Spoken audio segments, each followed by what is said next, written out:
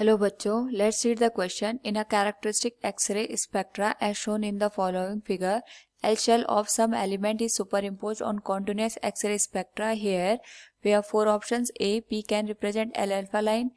B, Q represents L alpha line. C, Q and P represents L alpha and L beta lines respectively. And D, Q and P represents L beta and L lines respectively. Now, first of all, we will discuss here the key concept, and here the key concept is characteristic X-ray. Now अगर हम बात करें यहाँ पे X-rays की, तो दो तरीके से हमें एक्सरेज मिलते हैं. एक होता है कॉन्टिन्यूस एक्सरे, दूसरा होता है कैरेक्टरिस्टिक एक्सरे. तो जो हमारे पास यहाँ पे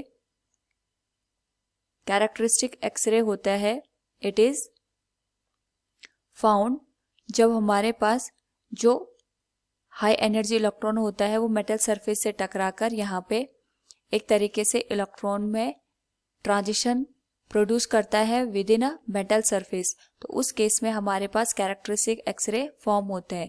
इस पर्टिकुलर केस में अगर हम बात करें यहाँ पे कैरेक्टरिस्टिक एक्सरे की, तो it is due to the transition of electron within the orbits. Now अगर हम बात करें यहाँ पे, तो जो हमारे पास यहाँ पे डिफरेंट ट्रांजिशन होते हैं from one orbit to another orbit, तो अलग अलग हमें यहाँ पे रेंज की वेव्स और एनर्जी या रेडिएशन ऑब्टेन होते हैं.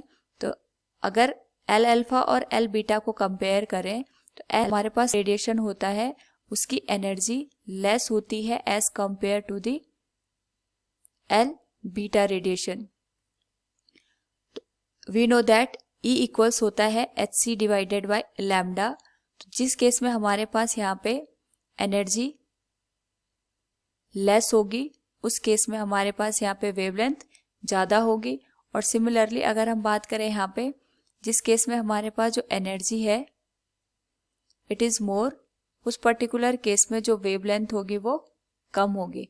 नाउ अगर हम यहाँ पे देखें, जो हमारे पास अल्फा रेडिएशन मिल रहा है इन केस एल शेल, वहाँ पे जो एनर्जी है that is less than as compare to the L beta. तो हम इसको लिख सकते हैं इस केस में जो वेवलेंथ होगी for L alpha that will be greater than the wavelength for L beta region. Now from the given figure अगर हम यहाँ पे देखें, तो हमारे पास यहाँ पे फिगर में वेवलेंथ का रिलेशन गिवन है. तो यहाँ पे जो वेवलेंथ है दैट इज Q के रिस्पेक्ट में वेवलेंथ ज़्यादा है as compare to the P. तो यहाँ पे अगर हम बात करें, अगर Q की वेवलेंथ ज़्यादा है, we can write it wavelength at Q is greater than wavelength at P. तो अगर हम दोनों को सिमिलरली यहाँ पे कंपेयर करें, फर्स्ट रिलेशन और सेकेंड रिलेशन, तो हम कह सकते हैं जो हमारे पास Q है it is representing the L alpha, और जो हमारे पास यहाँ पे P रिप्रेजेंट कर रहा है it is representing the L beta. So we can say from the given question, यहाँ पे जो Q और P है, Q is representing the L alpha and P is representing L beta lines respectively. Option C will be the correct answer. Hope all you understood it. Thank you and best of luck.